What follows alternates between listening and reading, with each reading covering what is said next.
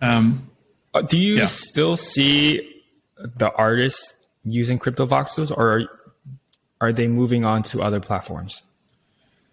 So it's a mix. I know. So I'll talk about the past a little bit. So kind of talk about the artists who were in it.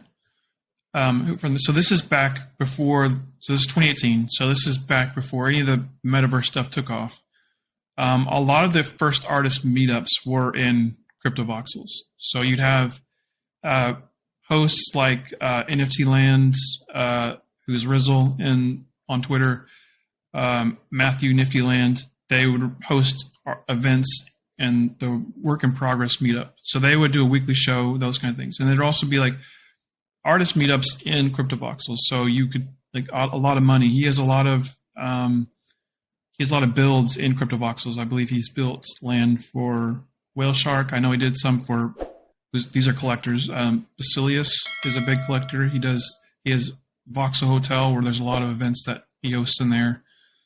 And then a lot of money also has built a bunch of wearables and assets. You can see periodically. You'll see every now and then you'll see like his motorcycles in CryptoVoxels that he made, or these flying cars. Those are a lot of money's cars that he made. Josie, another big name. She's the head person of Cyber Brokers. She has some wearables. She has some land. Frenetic Void, who is a big artist, he has a Frenetic Void temple. Has all of his art posted up. Coldy, Christy Glass, Hackatow, all these are big names from then, and they have builds in this space. So, yeah.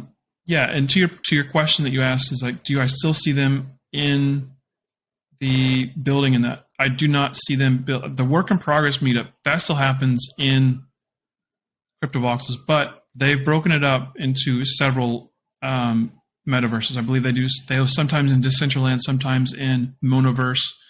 So that is part of the problem with CryptoVoxels is they are losing in some of the market share or some of the user base because their product development isn't keeping up with these other places. So yeah. Yeah, I always thought that CryptoVoxels had found product market fit early on, but they're with the artists. But yeah, like I think what if artists decide that they want to create something in the sandbox, or there's more,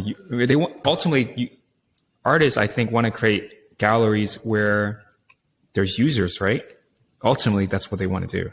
Maybe I'm wrong. No, I think that's ultimately correct. Is people want to go to places where there's other people, and one of the problems with the current. So one of the benefits that CryptoVoxels had is they were a first mover, so they have all this great history.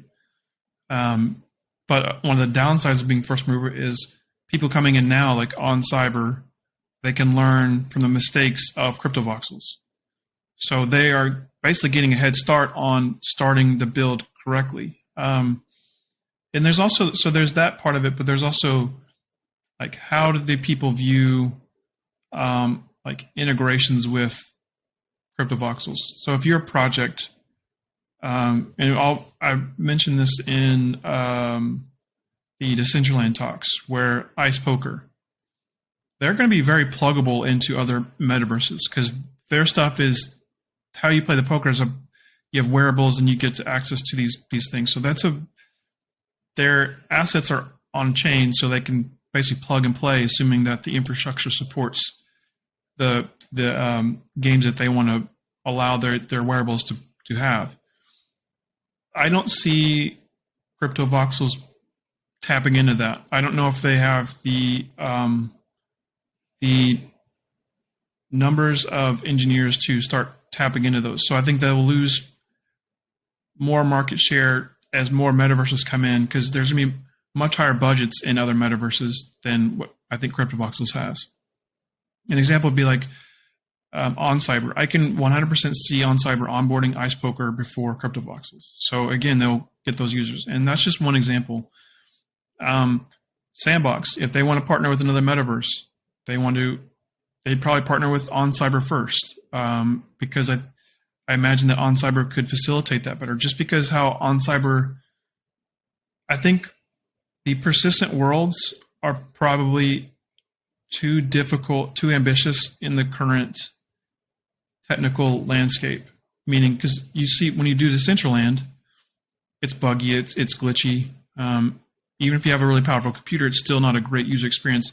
You kind of have that with CryptoVoxels too, where the ones that are being more successful now are the instance based, where OnCyber is, they have like, they're instance based basically. They have, the biggest one I know of is the 6529 gallery, where he has all of his artwork posted up. That is still more or less a bigger instance, but it's still instance based. And if you want to go to a different part of it, you'd have to walk through a door and it would load that other parcel. Where CryptoVoxels, they're having to fight having this entire thing shared across all the land. And that is very difficult to have with the current technical scope. So yeah, current projects have learned from that mistake. And I think that is a big reason why other companies have a chance to surpass CryptoVoxels, even though they had such a good head start. Hey everyone, this is Jack, and thanks for watching this clip from Hello Player One. If you enjoyed it, you can click here to watch another one, or if you want to watch the entire podcast, click here. See you later.